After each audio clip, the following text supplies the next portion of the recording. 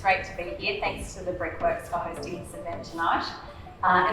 We're really excited at Archibiz about being able to come together to see you all. For a lot of us, we've had relationships, including with our panel online, for a couple of years, and we haven't actually met them in the flesh. So it's really lovely to be here together tonight.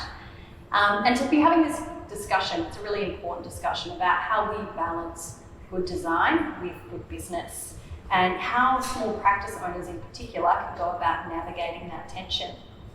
So doing quality design work, it will earn you the awards and it will earn you the reputation that will bring potential clients to your door. But it's not enough to succeed in business. It would be naive to think that that alone would lead to success. If you're spending all day focusing on the project work, then you might be missing what else is going on that brings your business together, that keeps it ticking. It's the culture and vision piece, it's the financial and operational management, it's making sure that you've got that sales pipeline to bring new customers in the door.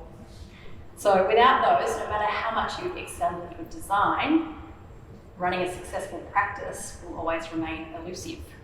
So it sounds very good in theory, but what does it look like playing out in your practice day to day and for you all as decision makers?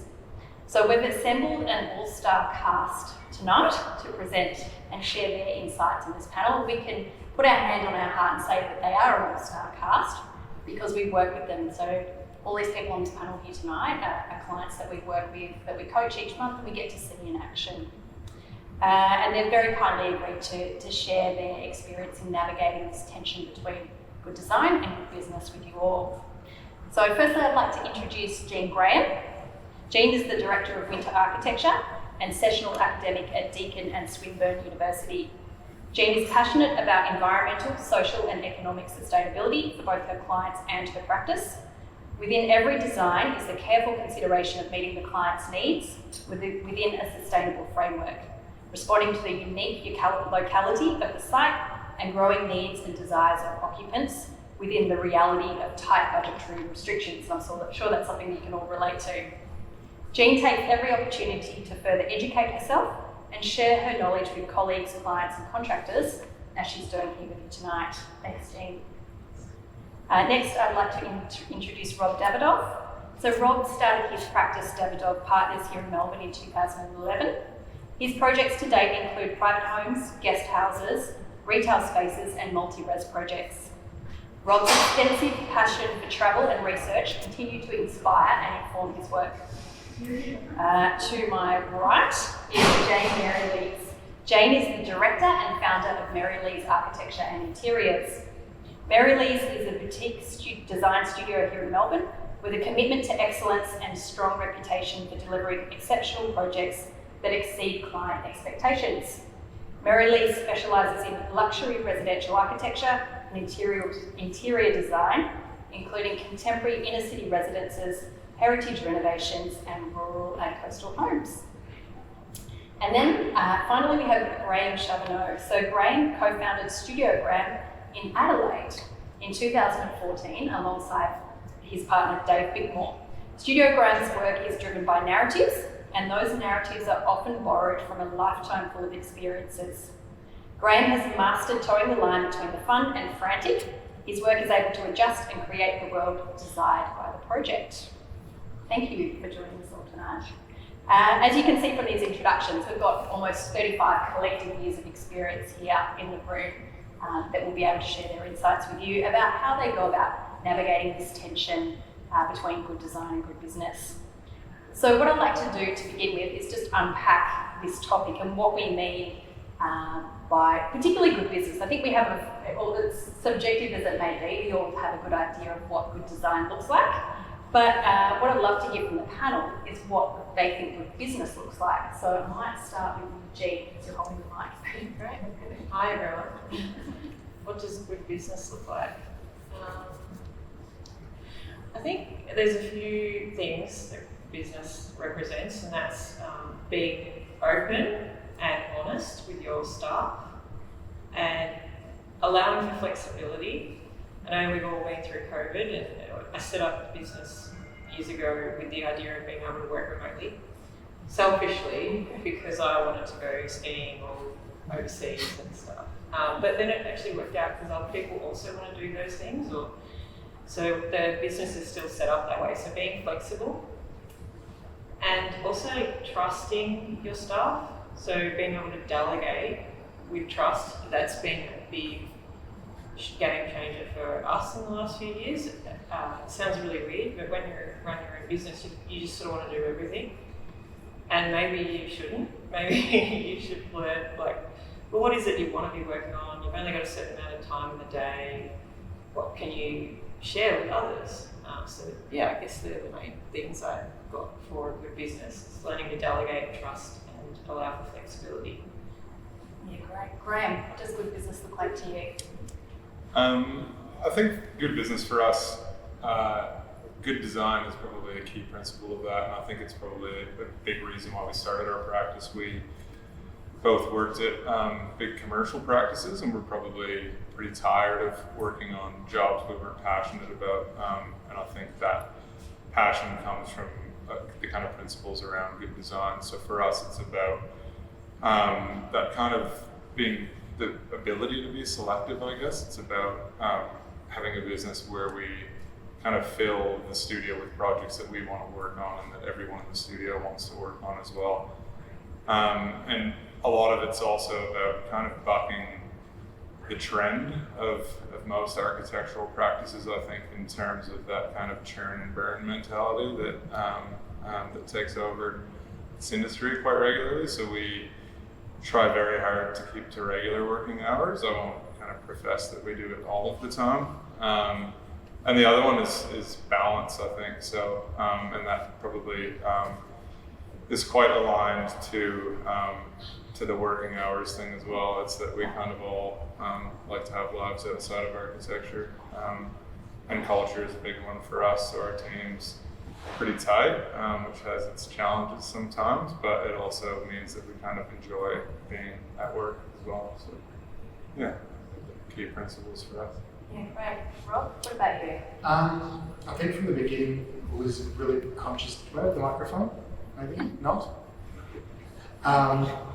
It was important. It was a conscious decision to remember that it was a business, not just an architectural practice, and that meant always having upfront a client architect ready. I know it's a requirement, but just always treating our clients in a very professional manner.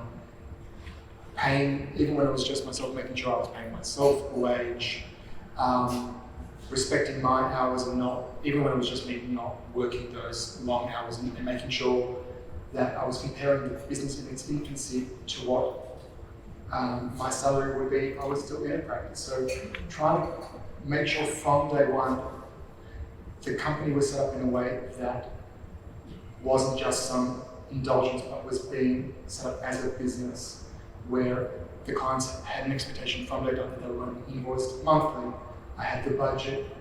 It was never the idea of something I was read about using your personal account and not setting up those things, but even before, I remember before I even started the company, was meeting with the accountant, setting up the company, and even getting GST registered. Not knowing that I would make, when I would make that threshold to be GST required, but being ready and also presenting as professionally and as business-like as possible from the beginning. And I think having that structure and that rigor all the way through, just like we want our architecture to be really based on best knowledge and rigor, having the business set up at the beginning with those invoicing structures and all of those core business fundamentals means that it wasn't about bringing them on later, but they were always how we did things. And that made it a lot easier when I put on my first team member and group. There was already like what the company's expenses were and what, and looking at those numbers to see what the capacity was. So it allowed the growth to be more less scary because it wasn't new. Not everything had to be rewritten. So it was kind of just treating yourself professionally and respecting yourself from the beginning. So but by that structure, it allowed you to make informed decisions in how you grow your business and how you treat it as a business. I think originally it was probably a lot more organic and gut based, and probably working with Ray and Archibiz definitely helped me develop much more stringent systems and also look at the metrics of the company much more strictly on a monthly basis, where I was more, always invoicing monthly, but looking at the pipeline and the budget and looking at that other side of the business on a monthly basis definitely helped with decision making and also strategy, be able to see be able to look forward with a lot more clarity and certainty and not make decisions in the business on probably using the gut in a much more strategic way than always thinking, well, having that negative voice. Yeah. You've got the numbers to go, no, we've got the work in the pipeline, and being far more informed. Yeah, and bringing that objectivity to it rather than being based just on emotion. Absolutely. Yeah, right. Jane, what does good business look like to you? I would say that my answer would be different at different stages along my business journey. So originally I was a sole trader for a few years, and then I started employing staff gradually. Now we've got to the point where there's a team of 8. So my sort of response, I guess, is more linked to how do we engage 7 employees plus myself, keep everybody motivated, happy. I think the people and the culture for me would be the most important thing to get right at this stage, because our team has grown. I can't do everything that I used to do when I was a sole trader. We all need to be working, as a great team, and everybody needs to be motivated and feel like they're part of something that they're contributing to and that they're valued. So I think we're sort of going through a stage where we're focusing a lot on our team and how we can improve our culture and make sure everybody's happy and motivated. And I think that then leads into client service, which is another huge focus for us. And again, as we've grown, my time spent with clients is less than it would have been in the early days, and just trying to make sure that everybody who's working on a project is able to provide the same sort of service that we want to uphold throughout the whole process, which ultimately then leads to your next job. So, for us, it's always about a great client experience that then leads to referrals and other projects. So I think it starts with the people and then it flows on from there. Yeah, great. So I want to dive into that a bit deeper with you, Jane, about the staff engagement. How has that changed for you in the practice as you've grown? We've started to put in place more sort of formal processes, I suppose. So we do, instead of just ad hoc, having a one-on-one chat with somebody or an annual review that might be 12 months from their start date, we're now doing 6 monthly reviews, which are more of a performance sort of based conversation, which lead into then a 12-month annual finance and salary and performance review. And they're going to be at the same time every year, so it doesn't matter when somebody started. We've introduced Christmas bonuses. We do regular sort of one-on-one walk and talks. I like walking and talking at the same time, so it's less formal. It's just an opportunity. We did this a lot through COVID, where we, scheduling a 9 a.m. walk and talk for an hour, and I would have a chat one-on-one with someone from the team. It wouldn't really be about projects in particular, it would just be about how you're going, how you're feeling, is there anything we can be doing to support you. Another big thing is we've just introduced Revit late last year, or sort of halfway through last year. I think that will play a huge role in people's job satisfaction, because I can't personally say I know how to use it, but the people who do use it have told us that it streamlines everything, it makes everything so much easier, and given that the majority of our time is spent documenting or on CAD, I think it's really important to invest in the right systems so that people are supported in that way too. Yeah, great. That's excellent. Investing in systems is key, and we'll come back to that. Ray, I think you touched on some of the dreams. Having not an architect myself, worked in agency land for a long time, and there is this, we're bonded by being in the trenches together and working ridiculous hours and all that sort of thing. How have you changed that in your practice? What have you done so that you're not in that scenario? I think we try to establish realistic timeframes from the outset. I think that's pretty key. So we try to, I think the term we often use is we kind of under-promise and over-deliver. If we think, a phase of work's going to take 6 weeks, we'll tell a client it's going to take 8 weeks or 10 weeks. So we've got that up our sleeves. So we're not kind of, behind from a time perspective before we start. And we kind of have an all-in approach as well. So we don't have, it's changing, I guess. Like we're a team of 8 as well. So one of the things that's been changing over the last few years is we used to kind of have everyone in the office work on every project, and there was this kind of beautiful diversity, I think, that came through in each project because of that. And we still try to implement that as much as we can. It's not always possible because of, I guess, the amount of projects that we have to keep the office running, but we do, it's kind of an all-in approach when it comes to crunch time, I guess. So there's never a moment where we've got 1 or 2 people staying back and working until midnight. We'd rather have a team of 8 there working until 7 o'clock or 8 o'clock because kind of more hands can kind of get things done. So there is this constant, even though not everyone's working on every project, there is a kind of understanding of what everyone's working on. So everyone's kind of aware of what's in the office. So if that does happen and people need to jump in, there's not a kind of hour briefing session required to get someone up to speed on the job. So it's really, I guess, a team-based approach is how we manage hours. Yeah. And so you've clearly set the expectations, and when people come into the practice, they understand that that's what they're signing on for. Yeah, we've actually, to be honest, had a lot of success with, so Dave and I both played quite high-level sports, different sports, because we're from different countries. But What sport? I played ice hockey, and Dave played footy. So we actually there are only, I think at the moment, there's only 1 person in the office who hasn't played sport at pretty close to an elite level. So I think it's almost kind of built into them, and they've all played team sports as well. So that mentality kind of exists in the people that we bring into the practice, and it's we kind of tend to attract those people naturally, I think. We're both still quite involved in sports as well. So I think that mentality is there and it's part of the culture, so it's pretty important for us. So it's a discussion point even when we interview people, if they play sports or if they've played sports, if they've been involved in those types of things.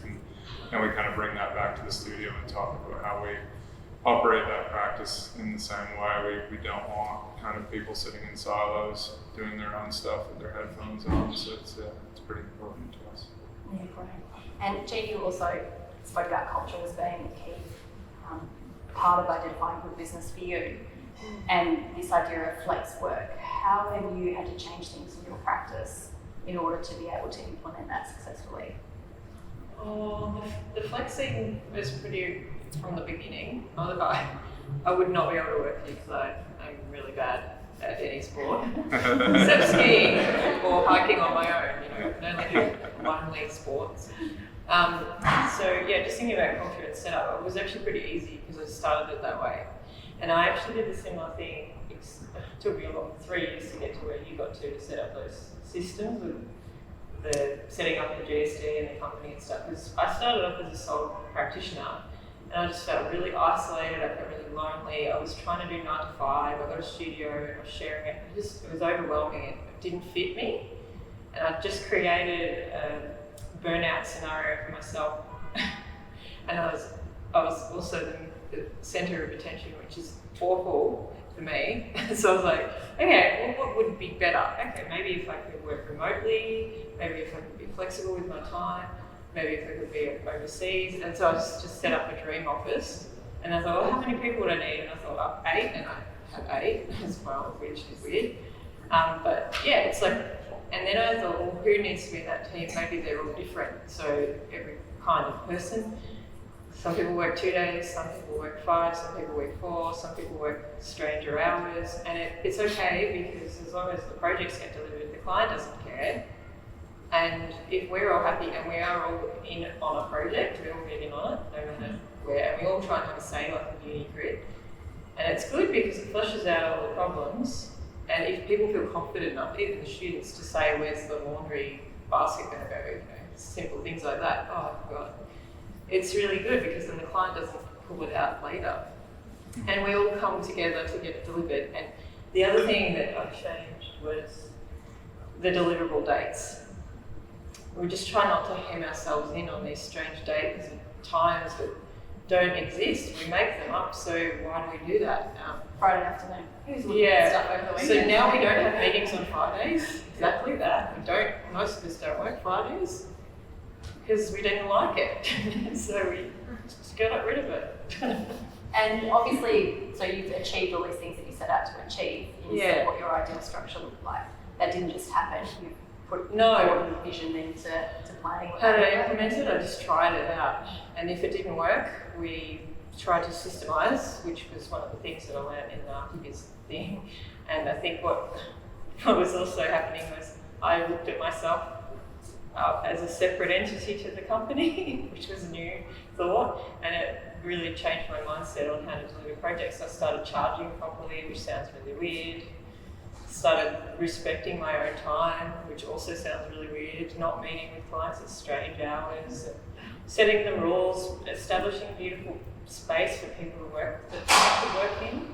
I really like Apple Mac computers, so I thought, you know what, I'm going to splurge. We're going to all have these beautiful computers and ergonomic chairs. Everyone's got the same.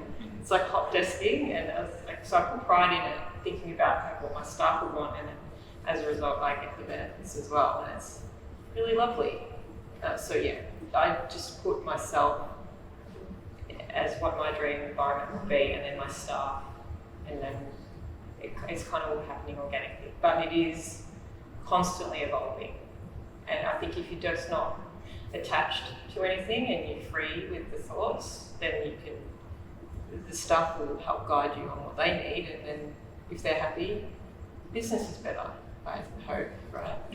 That's the idea. Yeah. Well, it does sound. You all make it sound very easy, but it's not easy. It's all very straightforward. So, trial. what I want to drill down into is the nitty gritty of like where, and I think the big one is around hours on the project hours, and this is really where you come down to balancing design versus business or profitability. How do you navigate that? Where do you draw the line, and what kind of compromises are you making? Anyone wants to? Well, we started measuring, which is something else that I hadn't really done before. So using Xero, we established timesheets, and all of that's quite normal, but I started using that data to assess what was actually going on so that we could actually work out how many hours we were actually doing versus the profit we were earning versus the love energy we're putting in for free, right? So once you work it out like a business, you go, okay, well actually I probably need to charge this, and then Ray helped me establish this pay calculator thing so I could work out hourly rates that were reasonable and I could actually charge the client a tangible amount of money, earn a certain amount of profit, and then balance it over a number of projects. And that seems really simple, but my brain doesn't work that way and we weren't trained that way, so having to do that was difficult, but now I'm getting used to it, and it's part of it, it's normal. And it's also changed my mindset on how much to charge instead of going, about this much. Now I know. Better. Not exactly, better. Would you say that, Ryan? We're not, by all means, the best people at measuring how much we spend on jobs, but we're getting better at it. But what we have been doing for a couple of years, when prospective jobs come into the office, with who I think might be the team leader on that job, we'll sit down, look at the brief, get some data on similar jobs, and work out how many hours based on similar jobs in the office each stage might be. And that's not just to work out where to put the fee for this next job, but it's buy-in for that project's team leader on what those hours are going to be for each stage. So when you're setting that kind of, and it's not like anyone's going to have their head chopped off if we don't make that budget, but at least they were part of that decision-making process, and it wasn't a deadline or an hourly budget, it was just imposed upon them, they're part of that decision process. And I think the further we go, the more open I'm being with the team on the client architect agreement, what's involved, what what the deliverables are, and what the expectations are for each job. And that helps everyone in terms of, well, what's the right level of what is really being required in the documentation of this job, what are the client's expectations. So sometimes because there's more jobs and you're delegating more, which you kind of need to do, not just to free up your time, but to allow the team members to feel ownership. If it's not spelled out, things can get missed, or things that you can be over-servicing clients unnecessarily, and it's hard to get those hours back. So we're just trying to be a lot more teamwork, but from even pre-client engagement. Yeah, right. So it's about systems, and it's about having teams buying as well. So it's not, you've got to meet this target, it's we're agreeing that this is what we're going to do. Yeah, and then also you can talk to the team about what this new prospective job is going to be, and really gauge and talking about why this would be a great job and who these people are and what the job's about. And what you think might be exciting might not really inspire the team all that much, or they might come back and say, when are we doing this? Like, how is this being programmed into our schedule? And it's good to get feedback then at those kind of moments to go and read the room and go, oh, there's some anxiety here. Maybe we are overloaded, and you might then say, oh, maybe I've neglected talking to them about the timeline and what the vision is and where the new projects are and what that's about. So those are also opportunities to read the room. Yeah, excellent. Graham, how do you go with navigating? Well, until Tim whipped us into shape, we probably weren't very good at it at all. I think we spent the first kind of 6 years or 7 years of our practice knowing that at the end of the year we were losing money, and we probably had some idea of what projects were profitable and which ones weren't, just based on how long they were on our desks for, but we had no real metrics behind it. So implementing budgets has been massive for us. I guess that we've only really started this financial year. We've started using Monograph, which is we've kind of got it set up properly now, and that's really helping from a visual kind of aspect of the team. So we've built in everyone's kind of not charge out rates, but their rates, their kind of cost rates to us. So through time cost calculators. So we've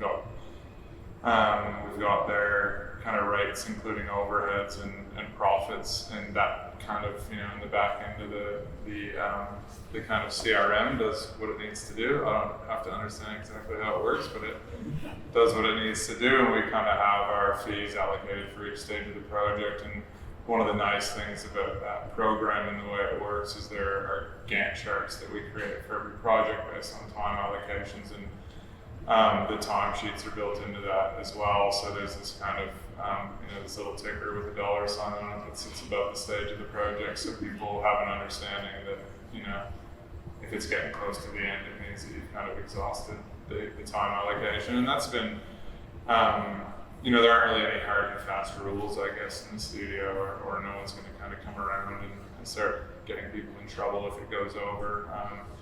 But it has brought some ownership to the team, I think, and some understanding to the team. I mean, we didn't really have that understanding before either, but I think the team's really appreciating it, and they're kind of really starting to understand. It's a pretty simple visual cue that they know, I got to stop kind of going in circles with this because I'm running out of time and time and money. So that's been really beneficial for our practice, and I think visually it's a really good tool.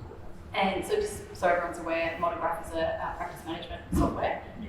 When they see that ticker coming up and it's about to expire, are they coming and talking to you and say, hey, this is where we're at, or we're going to make a call? Do they make a call themselves on whether they keep going, or? Yeah, it's more of a thing that we all discuss together, and we try to have resource meetings once a week. We don't always have them once a week, but typically we talk about those types of things at those meetings as well.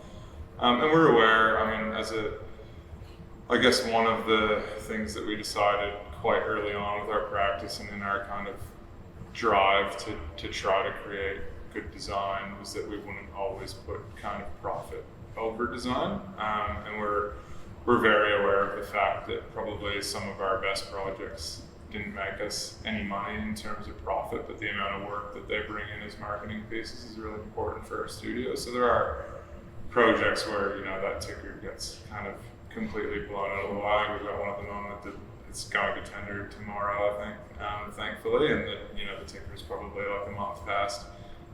Tim might not know that yet, so he might not be very happy.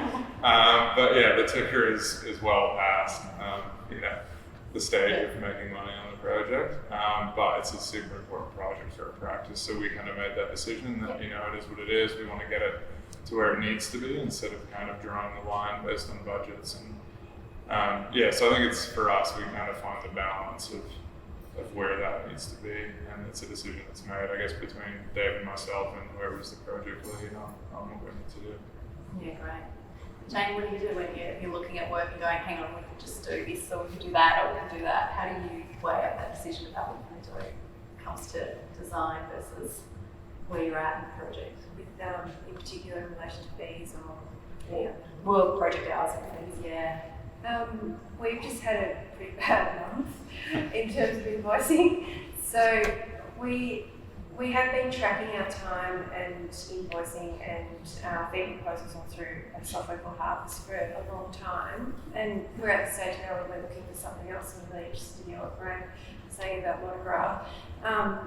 But a simple time tracking software like Harvest is great for a small practice or a sole practitioner because it's fairly affordable and it's fairly basic. So you can generate an invoice, a fee proposal, which and then turn it into an invoice when it becomes a job, and everybody can log their time and you can see easily what stage you're at, so you can monitor it. But we often get to the stage at the end of a project. We've just finished 2 projects for construction in the last 3 or 4 weeks, which explains the bad month. Because I think we often run out of fees towards the end, but we would never compromise on the output at that last stage in order to turn a bigger profit, because it's like Graham said, it's we care about the end product, and even it's quite possible that we've made enough of a profit on the early stages of the project anyway,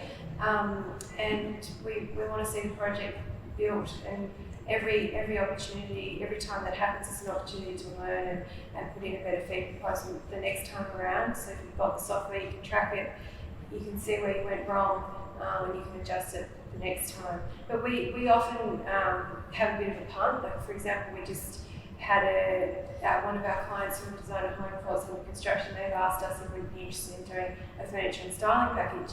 We've never done that before for a client. However, one of the people in our team is really keen on taking that on, and so I sat down with her and we've gone through how long it would take to put together furniture for every room. I mean, they want everything. They want vases and artwork, and for me, that's how long is this going to take? I mean, we could propose 5 different pieces and they might not like any of them, but at the same time, it's something I'd really like to give it a go. At the end of the day, we'll have a lot of control over how the project looks. We'll get to photograph it, we can market that, even if we don't end up making that much profit off that stage, we'll know for the next time. So it's just, have a go. There's always other benefits. Yeah, so it sounds like you're weighing up the cost versus the marketing opportunity that sits there as well.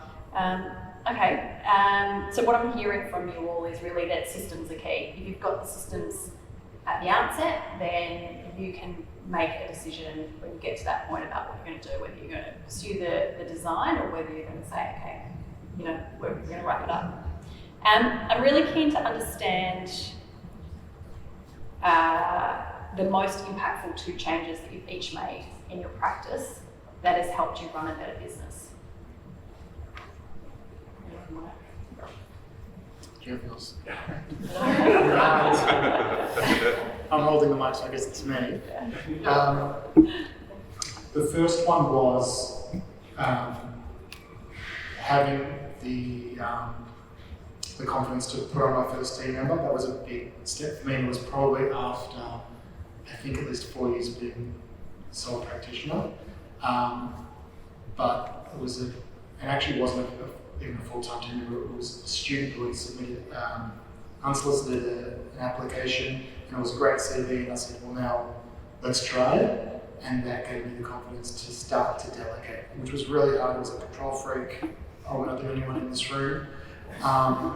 but it was really hard to just start to see that you can let go of things and then develop stronger systems and just find it rewarding to share the work. And the more we're now 5, some of us are part-time, some full-time, some working remotely, and there's a big mix, and a lot of that's also because of COVID. But it's made us a bit more resilient, a bit more dynamic. But it all started with that one step to start to delegate. So that's probably the first one. And then the next one might be a little bit repetitive from what I said, but it's just no free sketches and just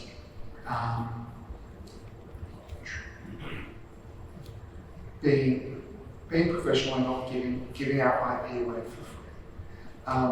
And that's not just to create a much better dynamic with you and a potential client, but you're not wasting your time on jobs that either they exist or they don't. If it's a bona fide person, then you'll get the job. And if it's someone who's just a tire kicker, then you haven't just wasted 10 hours chasing fairies. So I think they're kind of 2 key things: pursuing in a professional way potential clients, and using your body of work and conversation and meaningful direct conversations, but not giving away and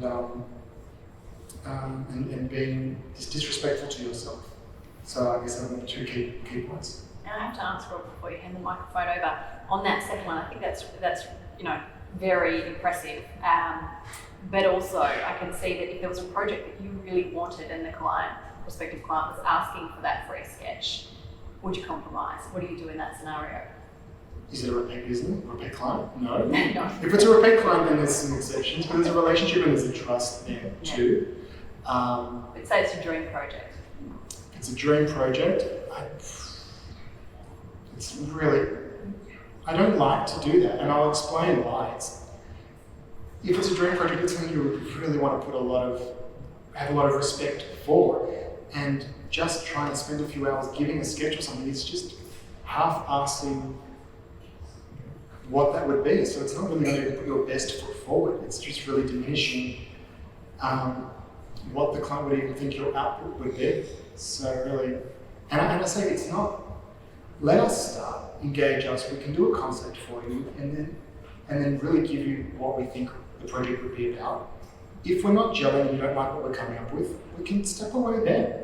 We're not married, right? It's not a big divorce proceeding. If you don't like what we come up with in the feasibility or the first stage, say it's not working, and let's try someone else. So I just think if you give that sketch, and it's a dream project, you would want to just dive into it and do all of this research. You can't. You just couldn't do that. You would be selling yourself short. Yeah, great. So it's about articulating the value. And you explain. I think you explain that to the client. And being clear on the process. This is how we do it. And, yeah. Yeah, I think I could answer that too. I wouldn't do the sketch. I would really want to, and I probably could, but I wouldn't. And I'm learning to hold back, have some. What is it we're talking about mainly? It's confidence. We all lack so much confidence, but I think as business owners, we have had to learn to be stronger, and then that's okay. Clients respect that, and we set boundaries. And I'm going to pinpoint someone in the audience, Warwick. I've called you a few times in the last year, sorry about that. But you have been really good because you were very clear. This is how much you pay, this is what they get, this is the service. And it's like, oh yeah, obviously. But for us, we're so used to just giving ourselves away. And what we give is all our knowledge, all the expertise, and we just don't value it ourselves, so why would anyone else? And so you're talking about value, we're learning how to charge for it. Ray, you're talking about it, looking at my finances, where you're just not charging enough, obviously. But it's like, oh, but is that too much to ask for? Give it a go. Well, that's the only way you're going to find out, right? So that's how we're starting to test it. And it is hard, it is difficult to ask for money, it is difficult to ask for someone to value you who doesn't know who you are or what you do. But if it's a dream client, you would show them examples of how you've made dreams come true to other people. And that's the best way to show how you've done it before. But then you could also say, but this is all about you. and you try and listen. 80% of it is about them telling you about their dreams, and 20% is you trying to convince them of your skill set. But the best thing to do is just not to, because they've already come to you. And there's heaps of work out there, and there's heaps of talented people out there, and again, if it's not a good fit, like you said, maybe there's someone else out there that's going to help you better. But I take on every project, any scale, and if it is under 500, we charge hourly rates for everything. So this overcharging thing can't really happen. So we just are getting paid, and that's another being strong with your fee thing. But it means we can service people who need our help without losing money. And it just puts more onus on the staff members to be respectful with their own time. They can't waste it. It has to be precious because it's clients' time. It's great hearing you talk like this, Jean. I feel like I'm having a conversation with Ray, so... Oh, sorry. I'm in Paris. I'm very proud of it. I'm learning. It took a while. And I thought it was a year, but COVID's demented my time. And so it's actually been like 3, I think. Sorry about that. Anyway, that's great advice, Jean, absolutely. Jane, 2 most impactful changes you've made? One of the things I started doing a lot of during COVID was listening to podcasts obsessively. And we got a dog too, so that helps. I'm often walking around with my dog, listening to a lot of architecture podcasts, and Lorix is one of them. I've listened to both seasons. I find every time I listen to a podcast, I get inspired about something, and I often get one key sort of takeaway that I then go and implement into my business. And one recent one that we're about to start doing, well, I've actually tried it out on a few inquiries lately, is when you get that first inquiry, historically I would have a phone call with somebody, and then it would normally get to a bit of a lull after half an hour, and they'd be sort of thinking, okay, well, what's next? And so I'd be sort of teetering on at this point where I'm like, do I offer to come out and meet with them? No, I don't want to do that because I'm not going to get paid. And then I think, but it could be a good job. And so ultimately I sort of say, would you like me to come and see your house? Or often they say that to us, like, you need to come out and see the house. And they sort of expect you to do that. So historically I would go and meet them at their house. Often we're doing renovation projects, so if it is relevant. We'd walk around, I'd spend at least an hour there, and probably be another hour either side of that too, either travelling or having looked at the project before. One of the podcasts I listened to recently was talking specifically about this, and in that phone conversation, rather than saying, okay, I'll come out and meet with you, you say to them, look, I've got this service that I offer, it's about 10 hours of my time. I will come to your house, I'll do a site analysis, I'll talk to you about, help you refine your brief, have a look at the context, I'll go away, I'll talk to some consultants who might be useful, might need to talk to an arborist who I've got in my network. I'll put together, I'll consult the authorities, check the planning scheme, put together a very basic massing diagram which shows you the footprint of potentially what you could do, because quite often people just want to know, can they go up 2 stories, can they go this wide, how big is it likely to be? And then I'll put that together in a report and give it to you, and it's going to cost you $2,000 or something like that. You can walk away with that, you can use that to brief another designer, geez, time if you're still not sure if we're going to go ahead, or we can take that off our fee and continue on when ready. So that's one thing I've learned from listening to podcasts. Podcasts also led me to Archibiz. So that's also going to be that will be a huge impact. I think we're just getting started. So looking forward to seeing how that goes. I'm glad you shared that, Jane, about that first problem, because that is something that we do hear a lot of, and it's that, and I've heard Jean talk about it before as well, and it's that, how do you balance that? It's a new prospective client, it's like, how they just sit tight, are you going to go out and make the commitment and all that sort of thing. So that's really I might chime in here. I actually changed the rules. Oh. I said, yes, we'll meet with you, but you have to meet with us in our studio First. No, that's it. Before we even sign up, before we even agree to marry you, you come to us, and it sets the tone. It's respectful. They understand who you are. They visualise all the staff members, and and we explain the process and then we present it to them as a fee proposal. And I think it's good for them, and they understand the boundary, because boundary setting and early is so important with clients. Otherwise you end up, I heard someone on the pipeline went out on the weekend and I was like, oh, this is horrific, this wrong person. They went to someone's house and they were in their pajamas, and it's like really unprofessional and informal. And you have to be professional. You wouldn't go to a doctor, you wouldn't ask a doctor to come over and do that same thing, and we have to think about it. So I was like, respectfully, sorry, I'm in charge. It's fine. Great. I think the first one was thinking about the business. So even before we approached Archibiz, it's probably at the start of last year, I guess. Dave and I sat down and we kind of realized that, we thought that what we had done in terms of kind of architecture and interior design was good, but we also thought that we were kind of 7 years in and we didn't know anything more about running the business than we knew the day that we started. And I think that was a big kind of change for us, was making the decision that we were going to dedicate time to the business and not just to architecture. And it was probably a really difficult decision to make, because I think you said something about being a control freak and you're not the only one in the room. I think we get so obsessed with kind of architecture and we forget about all the other things around it that make for successful projects.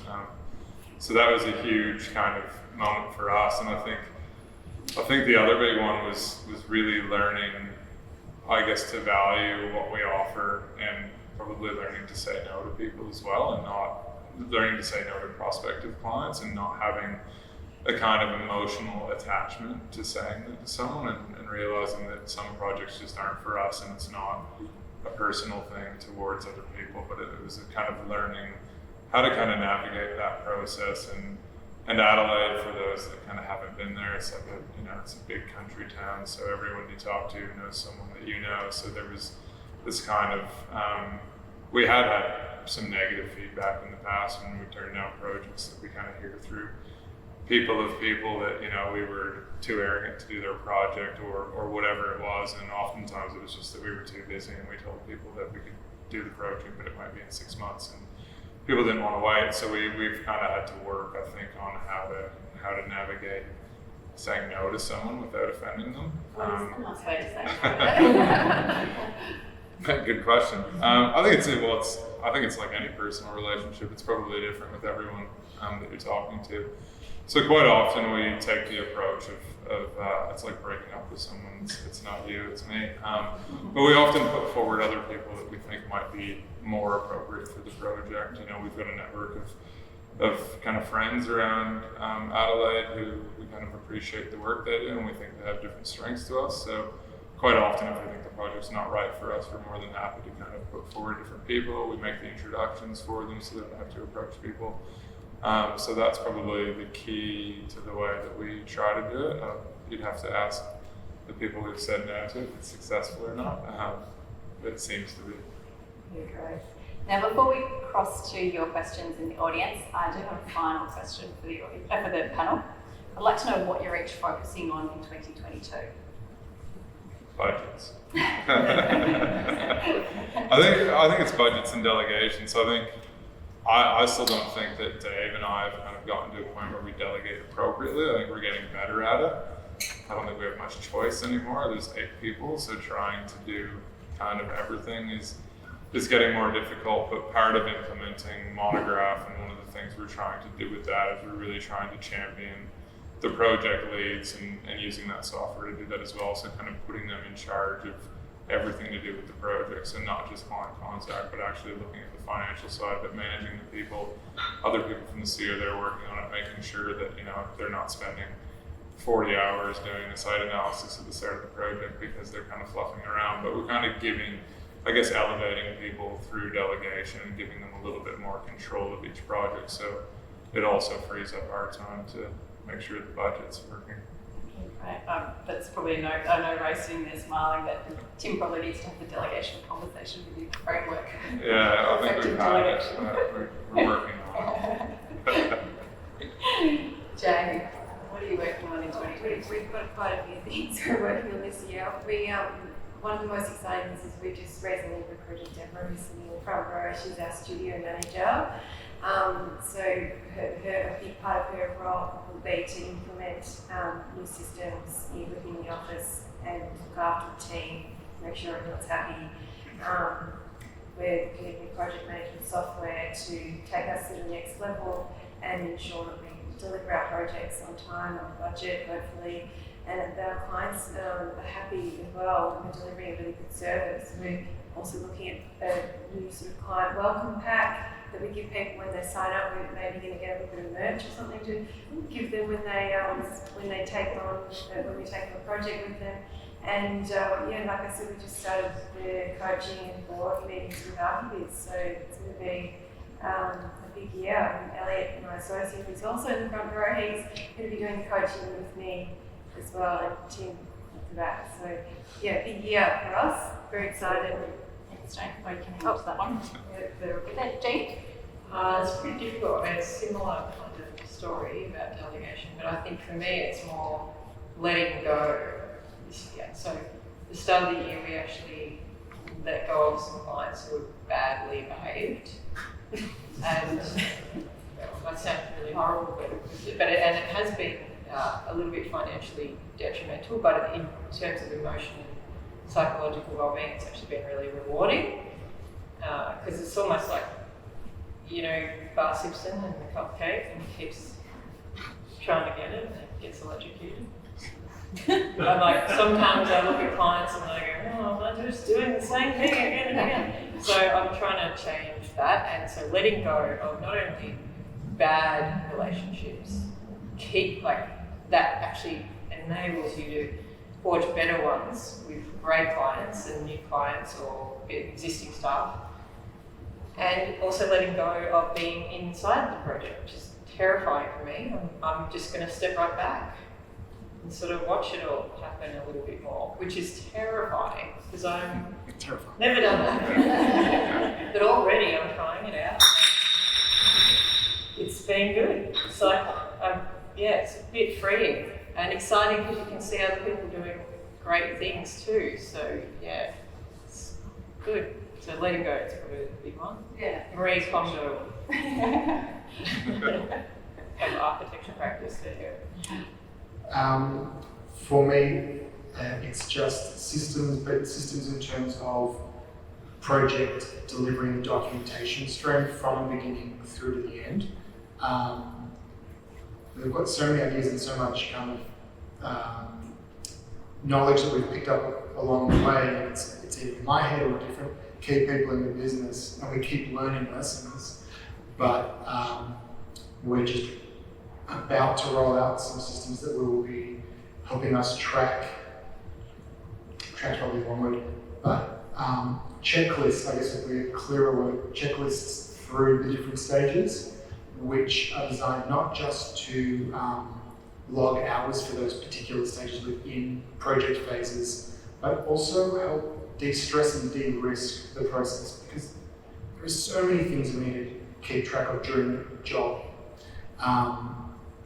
And you just can't keep that all in your head, but having a chronological checklist, I guess, helps delegate and helps people who haven't step up to a new level within the team, and continually reinforce that those lists and checklists to learn from the lessons of the past. So that's my biggest. That's what really excites me. It's happening. It's real, and I'm really excited about rolling it out. And the team are really excited about what that means for how we will do things. Yeah, great. And that's the great thing about systems, they give you that greater certainty. You can let go of some of that control, that feeling of control.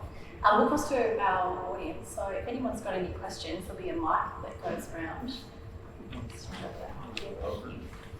Has anyone got any questions for our panel? Yeah, fine.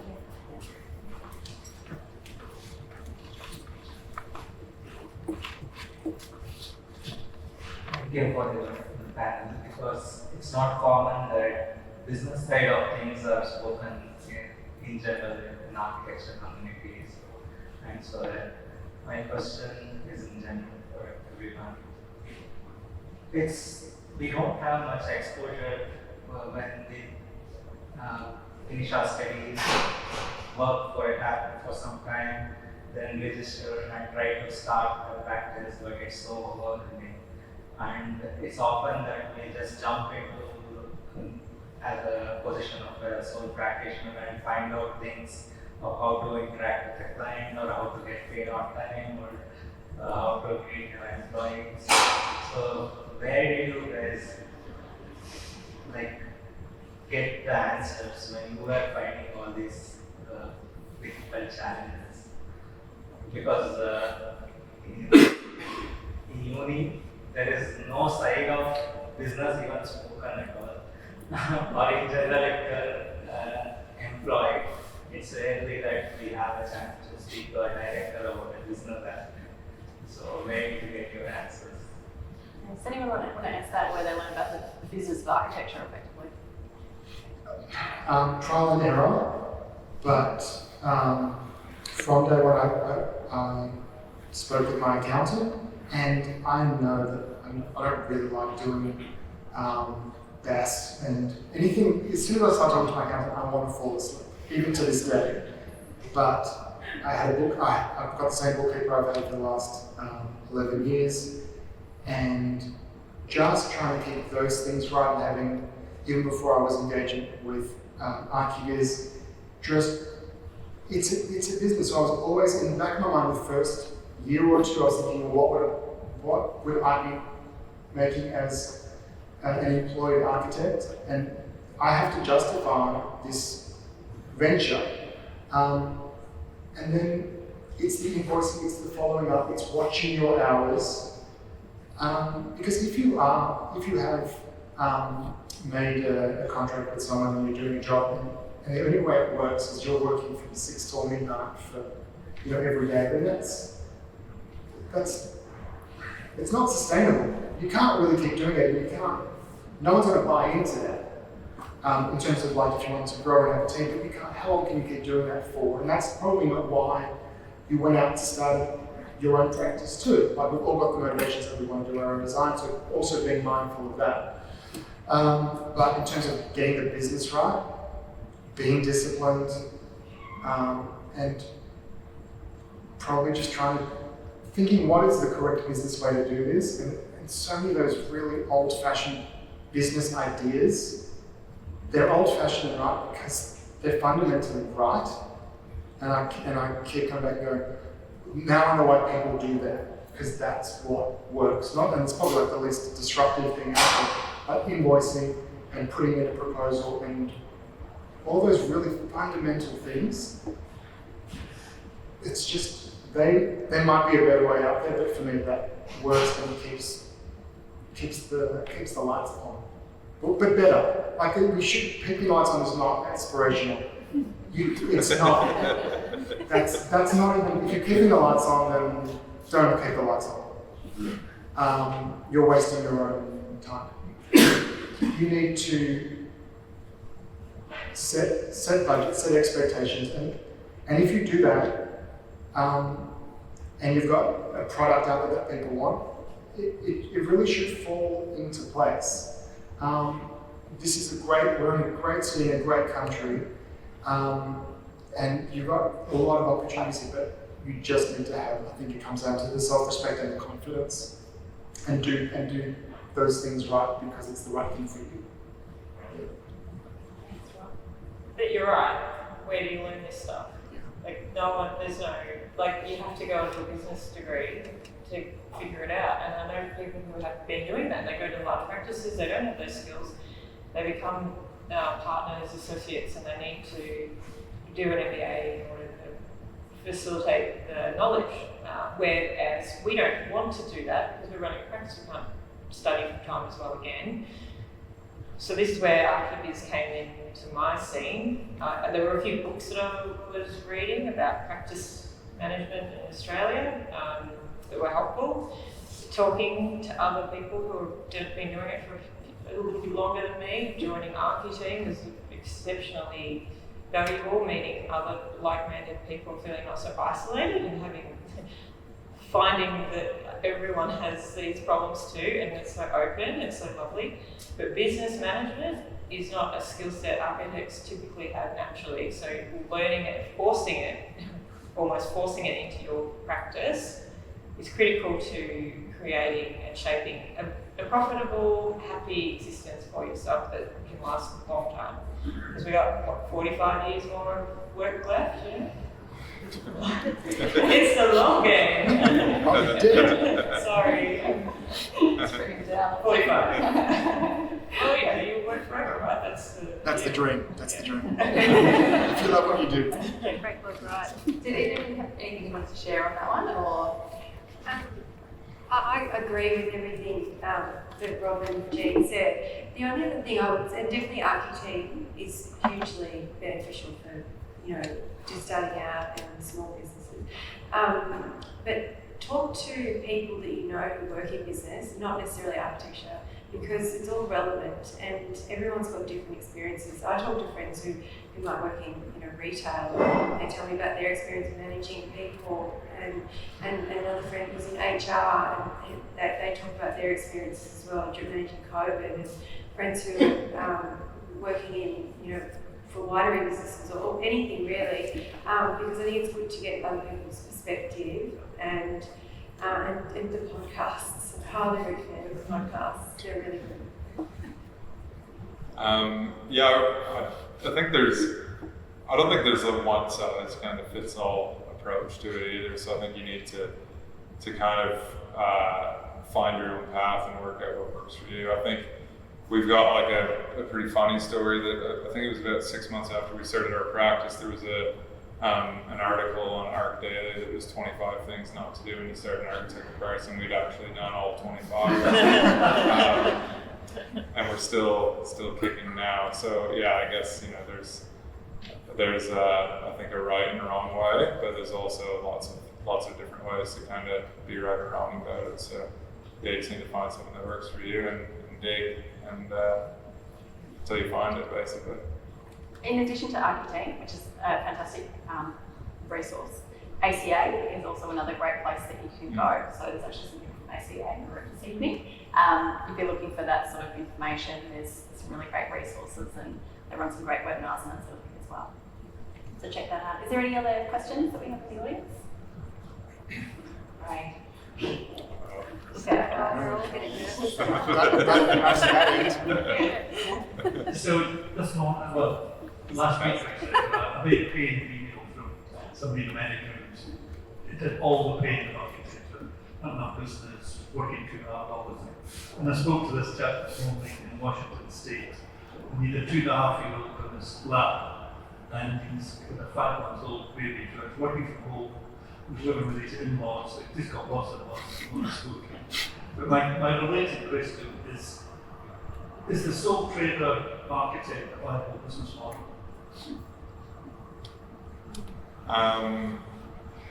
It wasn't for me.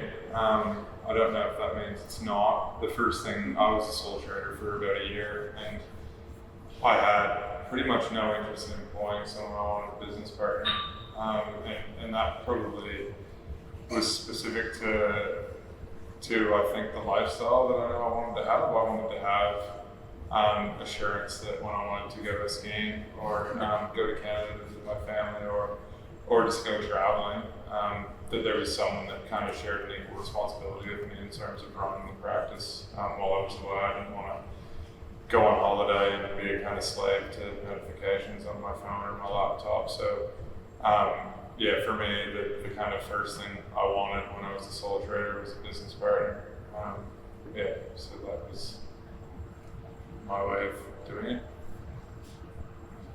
I was nodding a lot then, Ray, thinking that my answer was going to be yes, definitely. But when I actually think about what I was doing when I was a sole trader, I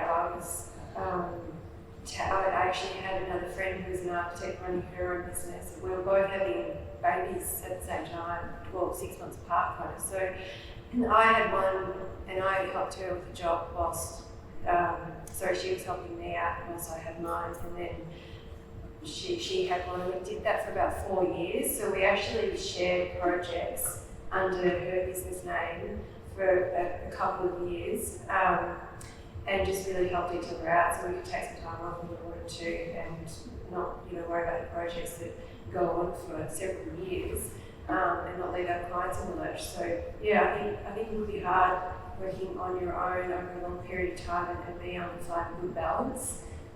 You have periods where you weren't that busy and periods where you're way too busy, and it's hard to control the start and stop of an architecture project. You never know when it's going to wrap up, you never know when it's going to slow down, and they go on for a long period of time, so you can't just head off for a month, because it might be at a stage where you've got 3 or 4 projects that are all coming together at the same time. So maybe it is a hard thing to do over a long period of time. Jane, you already mentioned that. Yeah, It didn't work out. it's a bit like the Australian dream, like this cover of a magazine, massive field of grass, a house on top. Yeah, it doesn't exist for most of us, right? And so it's like the architect's dream, solar architect, it's really great, amazing, people paying money to do whatever I want for ages. It's not going to happen. Like in a real world, you need income, and you need to live in real world. You need to build these buildings with all of the stuff that we need to build with, res code, energy ratings, even more. The environment's getting better, and so we're getting forced to push our buildings into these great places that Europe has been doing for a long time, and now we're actually having to do it here. So it's an exciting time, but it's not. The future is teamwork, the future is lots of people, and that's okay. Maybe we all work a little less, but we have a little more people. It's not all about you, I think that's the take home for me is that a sole practitioner can exist if they have funds separate to, you've got a trust fund or something. I don't know anyone who does and it's kind of like for fun, right? But the reality is most of us can't do that, and it is hard work, and it is financial pressure is one of the most emotionally draining and severely abusive things that can happen in your lifetime. And running a business and waiting for an invoice to come in and that despair, that is real pain. And when you have staff to feed and bills to pay, it doesn't matter if it's $5 for the invoice or $5,000 or $500. It's the same kind of fear and the same pain, and we all feel it as business owners. But it's just managing it and keeping it real and think about that long term. It's not just about working 12 hours a day. It's not sustainable. Doesn't that pressure build when you've got 8 staff? It does, but it's funny because we're learning how to charge properly. And when we weren't charging properly, it was worse because it was more like every invoice mattered. And now that we're starting to charge properly, we're seeing a little bit more flexibility in our time management. We're getting more efficient as a team. And having a bigger team that's been working stronger together longer means that, we find efficiencies. We produce really good work. We excel. And often, as a result, we upsell to the client. Like the client sees our scheme, we show them another scheme, and then they go, "Yep, we want to do that." And like the furniture thing, we had a client who was like, "What am I going to do? Go to Target Country and get this stuff?" So we said, "Well, why don't we do it all for you? We'll even make the beds. You just walk in." And so now that's a service we provide. It's like the whole package. I mean, who wouldn't want that? If you've got a big job, you've got no hours, you're going to pay someone to do it. So we're just finding ways to service clients in ways that they need and we can help and be paid well for. And introducing the hourly rates projects under a certain amount of money has changed everything for us. It means we can service clients that have low budgets, but we're not losing money doing so. And we never actually we never have a fixed fee for tendering and construction and administration phases now. It's all hourly rate, and it doesn't matter what budget you are. And it's because there's too much with COVID, with bushfires, with all the supply chain issues, too many variables And if we do put a fixed rate on it, we just charge a margin for the discrepancy that may occur. So if clients are taking ownership over that, which is something I was learning about you. Just be very honest, be very clear, and clients will respect that and will pay, really. I mean, why wouldn't they? We can make their dreams come true, which is exciting. Well, for me, I was a sole practitioner for years, and I really enjoyed that time, but it was an opportunity for me to kind of really indulge in developing what I wanted the practice and the output of the practice to be about. And looking back, I don't know how I did what I did compared to what my day-to-day looks like. And it's very different, but I still do make the time to design, but it's a different type of output. So if you want, it's obviously possible to be a sole practitioner, but you need, I think you just need so much discipline, and it would come down to really controlling how many hours a day you are spending doing the design of the documentation, and how much time you get caught up looking at the next project or planning. There's so many things that I neglected, or just simply just didn't have the time for because I was just in the middle of a construction documentation phase and you're just doing it. But I think if I had to go back to that, I don't want to do that anymore. And when I was in that position, I could never see myself in this position. So it's a let go to grow kind of thing, but and it was probably harder for me than anyone I know. And I'm still a relatively small team, and it took me a really long time to kind of get to the size that we are now. But I really love it, and I know that if I'm caught up in a day just adding things and not the things that I want to be doing, at least work is getting done. And I've got great people doing things better than I could do them. And that's also amazing. And there's knowledge transfer in the office and all of those wonderful things. The work that we're doing is better than what I could do. And I'm so happy with that. So yeah, you can do it. I did it for a while. I wouldn't want to go back personally. But I think I utilized the time that I did do it to have creative voice, and the legacy of that 4 or so years allowed me to find the team and continue to find the team that they know what we're about, and that doesn't just help bring the client, but also helps you build a team around you. You're all on the same.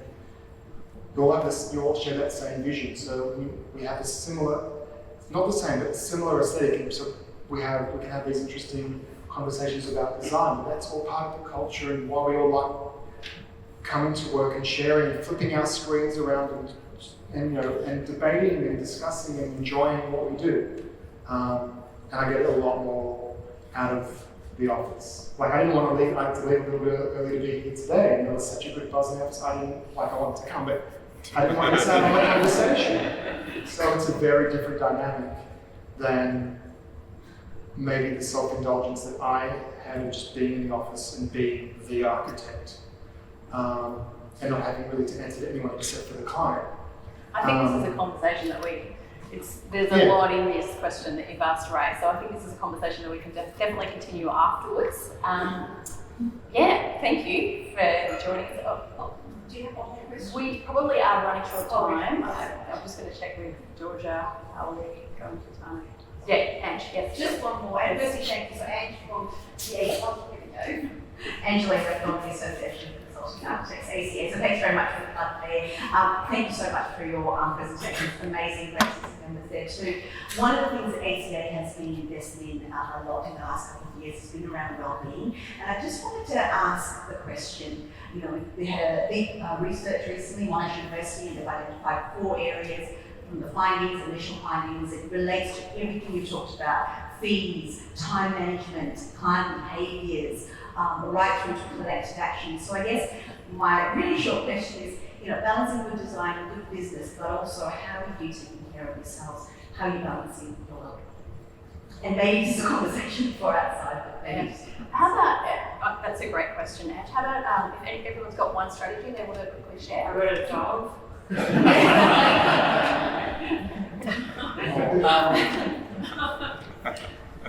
Look, it's not Netflix, but I've got a few podcasts and YouTube channels that I just like to just tune out. With the team, we make sure that it's not all work, and we can have a laugh and a chat and go for coffee or bring cake into the office. So it has to be a nice, sort of flexible place as well. And I think that's helped everyone's involved.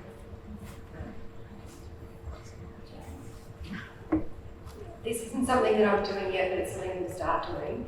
Every day, just do one thing for yourself that you want to do that is not work related, but it makes you feel good about yourself. So it could be go to Pilates, go for a walk, go for a swim, watch a movie, but just take time out from what you normally do and just do one thing every day.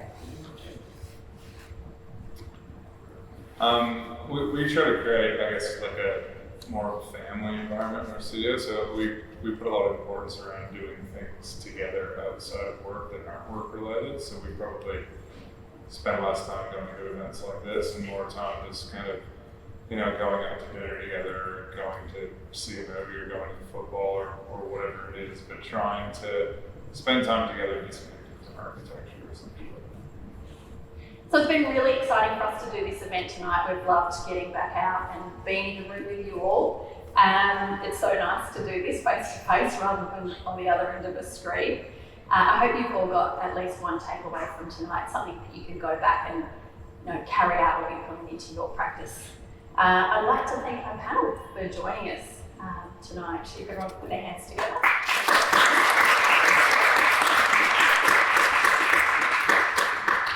And a very warm thank you to Brickworks for hosting us this evening and putting on a fabulous spread in this amazing venue. Please make sure that you talk to them afterwards if what you're seeing is of interest and to meet the team.